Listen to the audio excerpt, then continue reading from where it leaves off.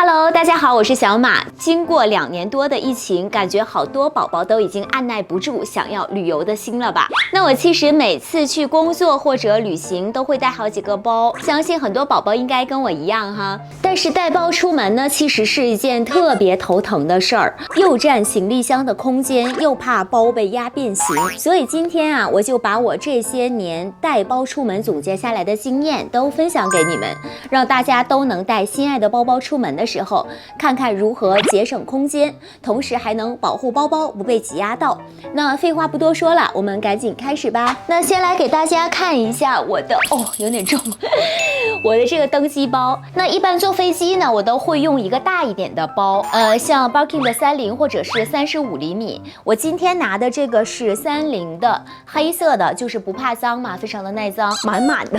里面我会放一个爱马仕的内胆袋，除了我平时本来就会带的像零钱包呀，还有这个长钱包以外呢，这个小口袋里还会放我的这个眼药水、护手霜、润唇膏。我坐飞机呢是离不开它们的，因为坐飞机它特别的干燥嘛，所以这些如果我忘了带了，就一定会在机场里买好新的，把它带上飞机。还有呢，就是现在出门必备的消毒湿巾。然后像护照呢，我也一般喜欢放在外边的这个袋子里，就这么竖着一放，要用的时候拿起来也非常的方便。这边呢，我还会放一些随身的这个充电器、耳机，有的时候呢还会带本书在飞机上看。因为我是坐飞机就是不会睡觉的那种人，所以每次坐飞机呢，要么就是看电影啊，或者翻一翻杂志啊，要么就是想一下下飞机之后这几天我要干嘛，安排一下这几天的 schedule。然后呢，就是托运的箱子，我一般出去旅游呢，都是带这种24寸的箱子，感觉大小呢是刚刚好的。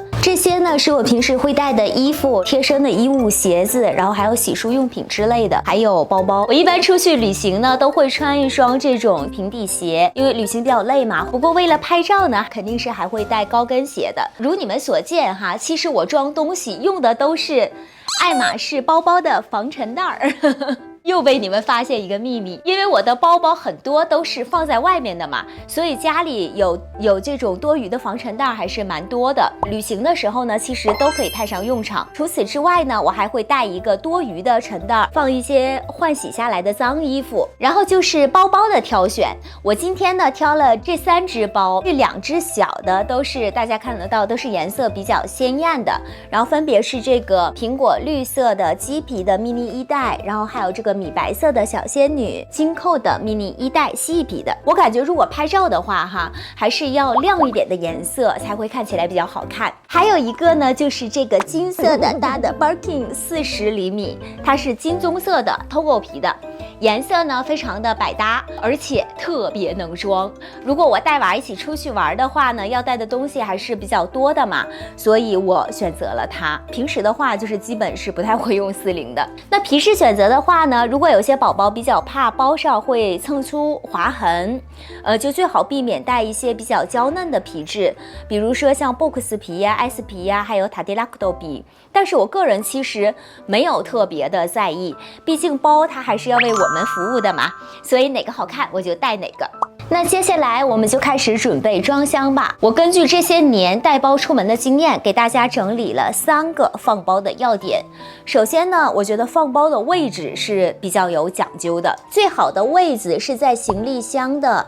左上角的1/4处，就是这个地方，就是离轮子比较远的这一边。有2个原因，一是它最靠上，这样我们把行李竖起来放的时候，它就不会被其他东西所压到。如果呢把它放在下面的话呢，上面行李的重量就会全部压在这个包的身上，很容易导致包被压得变形。那第2个原因呢，就是行李箱另外的这半边，就是这个地方有2个非常硬的杆儿，如果我们把包包放在了这边，这个杆儿就很容易压在包上，造成压痕。我记得有一次我就是把包不小心放在了这半边，然后在包的上面又堆了其他的东西，因为那次旅行我记得买的东西还是蛮多的，整个箱子都装的比较满的状态。最后回家呢，就发现这个包的背部多了2条压痕，哎呦，心疼的呀！所以我之后带包出来呢，都会注意这一点的，血的教训啊，能避免的损伤，咱们还是尽量避免哈。然后为了节省时间，我经常会大包套小包，比如这2只 mini Kelly。它的体积本身就是很小的嘛，我会把它直接这样装在这个大包的内里。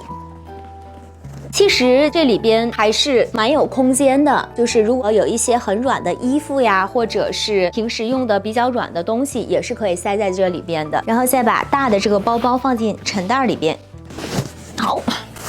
系上。这样的话呢，其实我们带的虽然是3个包，但是其实我们都装在了1个包的里边，就非常的节省它的占地空间。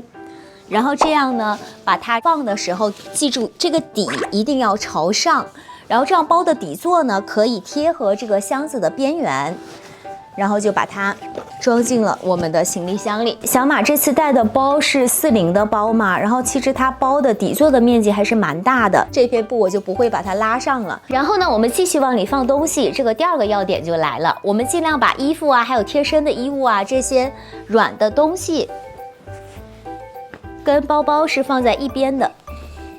这个的话放这边，然后软的东西我们放这个和包包的同一侧是下边。然后鞋子呢，因为这个是高跟鞋嘛，它是有鞋跟的，所以就是离这个我们的爱马仕包包稍微远一点，放在这儿。而且你们也知道，坐飞机经常会遇到那种暴力托运，箱子这样梆梆甩来甩去的。如果周围有尖利的东西呢，就很容易把包刮伤。那这里呢，就体现出我们用防尘袋的另外一个好处了，就是呢，因为防尘袋它本身是没有拉链的嘛，有时候一些旅行收纳袋的拉链也会一不小心把包包压出印子，这样就得不偿失了。但是防尘袋它是没有任何坚硬的部分，